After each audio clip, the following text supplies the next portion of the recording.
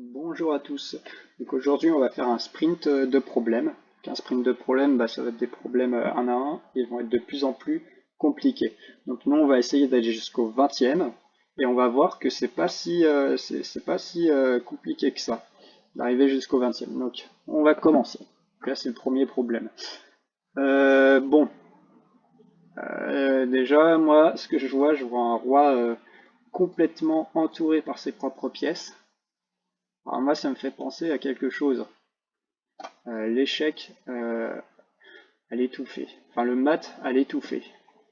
Le mat à étouffer, justement, c'est quand le roi adverse il est enfermé par ses propres pièces. Il n'a pas de case. Donc si on le met en échec avec un cavalier, c'est échec et mat. Donc là, on a quoi comme échec? On a celui-là et celui-là. On peut regarder celui-là. Celui-là, oui, on fait échec au roi, mais il peut nous manger du cavalier ou du pion. Ça nous intéresse pas, ça. Peut-être celui-là, du coup. Et bien oui. Parce que là, il peut pas nous manger. Il peut pas manger notre cavalier. Et donc, son roi attaqué. Et il peut pas se déplacer. Donc, c'est échec et mat. Ok. Bon, là, on repère un truc. Si vous avez regardé ma dernière vidéo, on repère quelque chose. Le roi, il est dans son couloir. Il est enfermé par ses propres pions. Donc là, ça va être un, un mat du couloir. Donc par tour prend B1. Et donc là, on voit que le roi, il a plus de cases. Ok. Alors là, l'idée, ça va être d'échanger cette tour-là. Comment faire? Je vais vous montrer comment faire. Parce que en gros, si on échange nos tours, on rentre dans une finale où j'ai un pion. Et lui, il n'a pas de pion. Et donc l'enjeu, là, ça va être de pousser le pion à dame. Et on va voir qu'après l'échange des tours, eh bien, on pourra pousser ce pion à dame. Alors là, du coup, le coup, c'est tour C7. Tour C7, le roi doit bouger, là ou là, peu importe. Et donc nous, on va manger la tour derrière. Le roi devra reprendre. Et nous, on va pousser le pion du coup. Tac. Il monte pas plus loin. Tiens, je vais quand même le montrer, ça. Hop, hop, hop. Analyser. Voilà, donc là, les blancs, ils ont joué ça. On va jouer tour C7. Le roi, il va bouger. Et là, on va prendre. Il doit prendre. Et là, on voit que le pion, il va aller à dame. Et le roi, pourra pas essayer de rattraper le pion, parce que ce sera trop tard. Et on fait dame. Et donc là, on gagne la partie. Voilà. Donc, problème numéro 3. Ok. Moi, je vois un roi là qui est au bord de l'échiquier. Il fait de la peine à voir. Comment l'attaquer du coup? Moi, ça me donne envie de l'attaquer. Surtout que nous, notre roi, il n'est pas en sécurité non plus. Donc là, c'est vraiment, va falloir être le premier à faire mat si on veut pas perdre cette partie. Donc là, moi, le coup que je vois, c'est tour D1. Tour D1, le roi, il a pas de case, il peut pas aller là ni là, parce que c'est contrôlé par la tour, et par celle-ci même, pour cette case-là. Donc, si on vient en D1, eh bien, il va devoir bloquer avec son cavalier. Mais sur ce, nous, on pourra reprendre de cette tour ou de cette tour, peu importe. Ça fera échec et mat. Ah oui, il met sa dame d'abord ici, mais bon, là, on a juste à reprendre, hein, et ça revient au même. Voilà. Alors là, pareil, je vois un roi qui est au bord de l'échiquier, là. Euh, Ça me donne envie de le mater. Donc là, on va regarder les échecs. Ah oui, il y a une manière de calculer aux échecs, c'est regarder d'abord les échecs. Ensuite, si on voit que les échecs ça donne rien, on va regarder les prises, les prises de pièces. Si on voit que les prises ça donne rien, on va regarder les menaces. Si on retrouvera des exemples comme ça, je vous expliquerai comment ça fonctionne plus précisément. Mais Là, du coup, on va regarder d'abord les échecs. Les échecs, on a quoi? On a tour G6, tour F8. Et on n'en a pas d'autres. On va regarder tour G6. Bon bah tour G6, dame prend G6. Et il se passe plus rien. Même pion prend G6 et voilà. Et là du coup il y a peut-être cet échec là à regarder aussi. Et bien là ça fait échec. Le roi il peut pas prendre parce que c'est protégé par le cavalier et le fou. Là-dessus, le roi il va essayer de s'enfuir, genre là ou là, il pourra pas, parce que cette case est contrôlée par le fou et le cavalier, et celle-ci par la tour. Regardez, là ça fait échec et mat si je mets la tour ici. Hop. Alors, ça me fait penser c'était au troisième problème, non au quatrième. Regardez si je mets ma tour ici, ça fait échec et mat. Le roi il peut pas aller là ni là, parce que c'est contrôlé par la tour. Ça me fait penser au quatrième problème, parce que là il avait le cavalier pour revenir, mais là il a même pas le cavalier, donc c'est encore plus simple. Tour D1, échec et mat. Alors là on a un mat thématique, qui s'appelle le baiser de la mort. Le baiser de la mort, c'est quand on va coller une dame au roi. Et le roi il aura plus de cases. Voilà. Dame B2, échec et mat. Donc si le roi serait là ou là, bah pareil, dame B2 ça ferait échec et mat. Alors, ça c'est un mat à connaître, hein. Le roi, notre roi, il bloque les cases du roi adverse. Donc on voit en fait ça fait comme un couloir. Et du coup si vous connaissez le mat du couloir, vous devrez trouver ce problème. Parce que là on a juste à mettre une tour ici et ça fait mat. Hop. Alors, donc là on va regarder d'abord les échecs. Les échecs, qu'est-ce qu'on a? On a dame G5, dame G2, et on a que ça. Bon. Dame G2, j'élimine vite fait parce que il reprend avec la dame et c'est moi qui me fais mater. C'est pas intéressant. Donc dame G5 alors. Dame G5, le roi, le roi il a plus de cases parce que le fou contrôle tout ça. Cette diagonale, donc il peut pas s'échapper là, ni là. Déjà dame G5, ça fait mat. Ok, donc là qu'est-ce qu'on repère? On repère que le roi il est dans une sorte de couloir parce qu'il est bloqué par ses propres pions et on voit là ça fait un couloir. Donc c'est un schéma classique. Si vous repérez ça, si vous repérez cette disposition du roi avec ses trois pions là, et qu'il y a aucune pièce sur la huitième ou la première rangée, faut tout de suite penser au mat du couloir. Parce que là du coup, si je prends sa tour, et ça fait mat. Alors il va mettre sa tour ici, mais j'ai juste à reprendre. Et voilà, échec et mat. Et tiens, encore un mat du couloir, décidément. Donc là, ça, le coup, ça va être tour prend E1.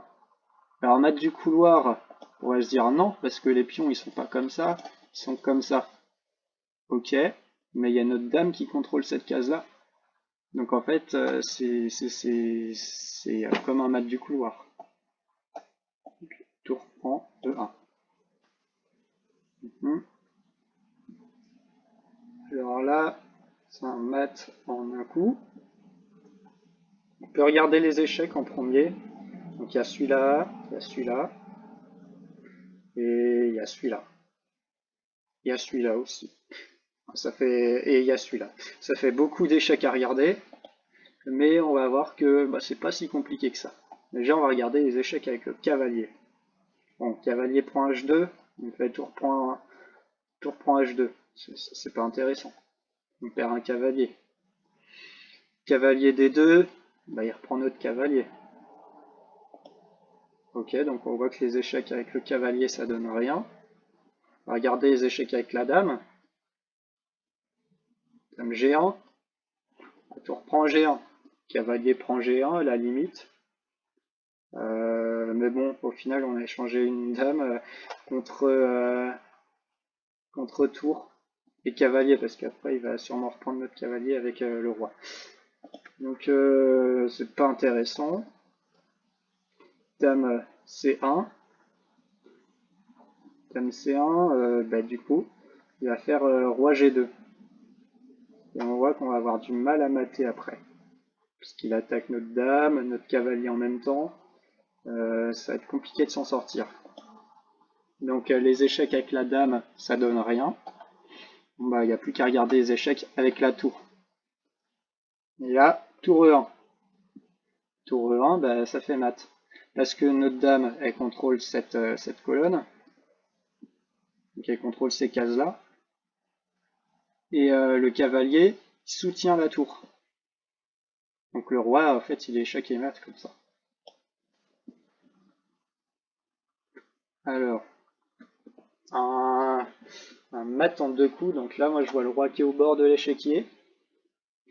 Je vois un cavalier qui est proche du roi. Donc souvent, dame et cavalier, c'est très fort quand on attaque un roi.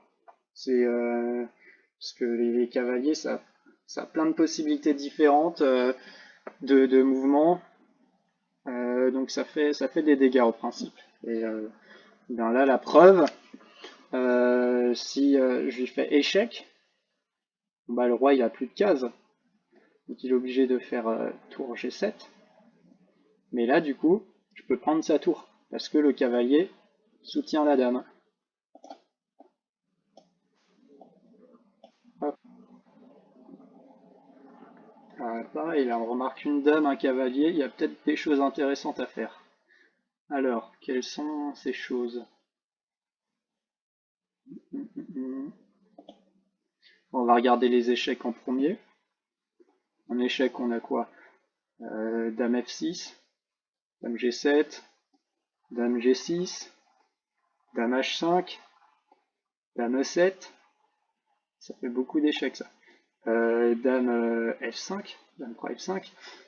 Ça en fait beaucoup. Bon, on va en éliminer quelques-uns. Déjà, Dame prend F5. Bah, il reprend du pion, on perd une dame. Dame F6, il reprend du pion. Dame E7, bah, il reprend de la dame ou du roi. Dame prend G7, bah, il reprend du roi, tout simplement. Bon, bah, on en a déjà éliminé pas mal, donc il reste celui-là. Dame G6, il reprend du pion. Bon, bah, alors du coup, il n'y a plus que celui-ci. Dame H5. Qu'est-ce qu'il va faire sur Dame H5? Alors il pourrait s'enfuir ici par exemple. S'il s'enfuit ici, je ferai Dame E8, échec et mat. Ok. Dame H5, s'il s'enfuit ici, qu'est-ce que j'ai? Tout.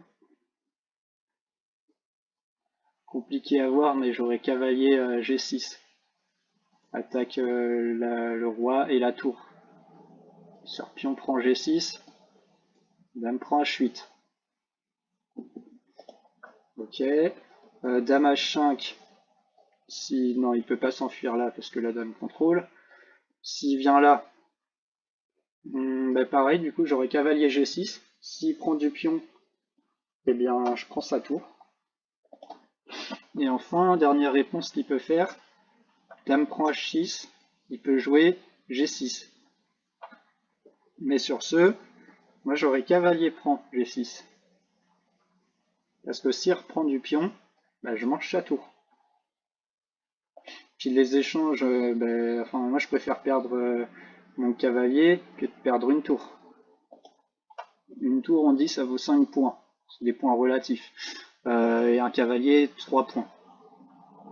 Bon, bah voilà. Je préfère échanger mon cavalier contre une tour. Hop. Donc lui, il joue roi F8. Donc, comme on a dit, cavalier G6. Il reprend du pion.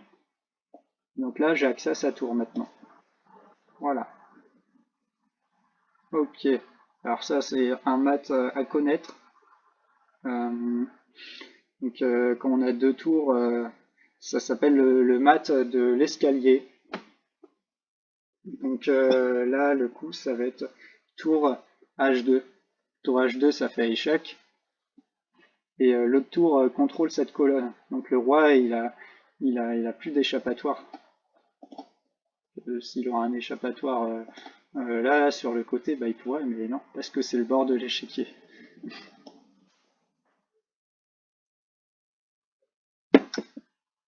Donc là, on va regarder les échecs en premier. Bon, il y a tour D8, tour F7, dame D6, dame G4, dame C7, et je crois que c'est tout. Voilà, ça en fait 5 à regarder. On va regarder tour D8. Tour D8, bah, il reprend avec le roi. Et moi, j'ai plus grand chose après. Ça suffira pas. Tour F7. Tour F7. Ok, ça peut être intéressant. Parce que s'il vient en C8, j'aurai dame C7. Baiser de la mort. Ça ferait échec et mat. Après tour F7, il y aura peut-être du roi D8. Sur roi D8, moi je jouerais dame B8. Échec et mat. Comme un peu le mat de l'escalier finalement. Cette tour contrôle cette rangée, et la dame contrôle cette rangée. Ok, donc tour F7, s'il joue dame E8, dame E8, ah bah là, je vois pas comment continuer. Donc c'est pas ça. Parce que dame E8, il attaque la tour. Donc si je veux lui faire des échecs avec ma dame, bah, il pourra se venger sur la tour. Donc ça, c'est pas ça. Alors, on peut regarder cet échec-là. Déjà, il est peut-être plus intéressant. Dame D6. Donc déjà, il n'a pas accès à ces trois cases-là parce que la tour contrôle. Et il n'a pas accès à ces cases-là parce que la dame contrôle. Donc tour D6, dame D6, ça fait mat. Ok. Ah bah tiens, le roi comme ça, là, avec les trois pions en face, personne sur la première colonne. Moi, ça me fait penser au mat du couloir. Et là, oui, il y en a un. Alors là, faut pas se tromper. Il y a dame 1 et dame à 8, et dame à 1. Donc sur dame 1, bah, il va prendre notre dame. Et ça, là, c'est loupé du coup. Et sur dame à 1, bon, bah du coup, il va revenir avec sa dame, avec sa tour aussi. Et nous, on va prendre et reprendre. Et ça ferait mat. Donc il met sa tour. Là, je mange sa tour. Et ensuite, je mange sa dame. Ok. Bon, bah là, moi, je vois un roi qui se balade un petit peu là. Ça me donne envie de le mater. Donc là, on va regarder les échecs. Il y en a quelques-uns. Cavalier A2, cavalier D5, cavalier A4, cavalier D5, tour D3, aussi fou D4, et je crois que c'est tout. Bon, euh, pour calculer d'ailleurs plus rapidement l'échec qui semble être le plus intéressant, moi je vous conseille de calculer les échecs qui ramènent une nouvelle pièce à l'attaque. C'est ma petite astuce, je trouve que c'est un peu plus fort en principe de ramener une autre pièce à l'attaque. Là, si je ramène cette tour à l'attaque, comme ça, par tour D3, le roi il a quoi comme case? Déjà il peut pas prendre, c'est protégé par le cavalier. Il a pas cette case là. parce que la tour attaque cette case-là directement, finalement. Il n'a pas cette case-là, le cavalier la contrôle. Ok. Il peut pas prendre notre cavalier, le fou protège. Et enfin, il peut pas aller sur C4 parce qu'il y a le cavalier qui protège. Donc ça fait échec et mat. Parce que là, s'il vient là ou là, bah il peut pas parce qu'il y a la tour. Hop. Ok, donc bah là, moi je vois un mat. Le baiser de la mort. Pareil, on va coller notre dame au roi. Et là, le roi, il a plus de cases. Il peut pas s'enfuir. Voilà. Ok. Alors, on va regarder les échecs. Les échecs, j'ai quoi? J'ai dame E2, dame D2, dame F2, dame C1. Et c'est tout. Bon, bah, regardons. Dame C1. On reprend C1. C'est pas intéressant. Dame D2. Dame prend D2. Cavalier prend D2. Roi prend D2. C'est pas intéressant au final. On échange les dames et on perd un cavalier dans l'histoire. Dame prend E2. Bah, fou prend E2 ou dame prend E2 ou même roi prend E2. C'est pas intéressant. On perd la dame. Du coup, dernier échec. Dame F2, échec. Là, il est obligé d'aller sur la case D1 parce que le cavalier contrôle celle-ci. Mais après quoi, je vois pas vraiment comment continuer l'attaque. Parce que j'ai des échecs avec le cavalier. Cavalier C3, ben bon, il prend du pion. Et on voit que ça donne rien. On n'a pas d'échec. Mais par contre, il y a un truc assez subtil. Parce que là, j'ai toujours pas trouvé. Je suis en train de chercher en même temps. Dame F2. Roi D1. Alors là, je pense peut-être à pousser le pion C4. Et se dire que la dame, elle a pas beaucoup de cases. Elle a pas cette case-là, c'est contrôlé par le pion. Celle-ci non plus, c'est contrôlé par le cavalier. Il peut pas rester ici parce qu'il se fait manger par le pion. Donc sur dame E2, bah, je reprendrai de la dame. Sur dame D2, je prendrai du cavalier. Donc là, après dame F7, roi D1, C4, il y aura peut-être du coup le coup dame A3. Dame A3. Et sur ce,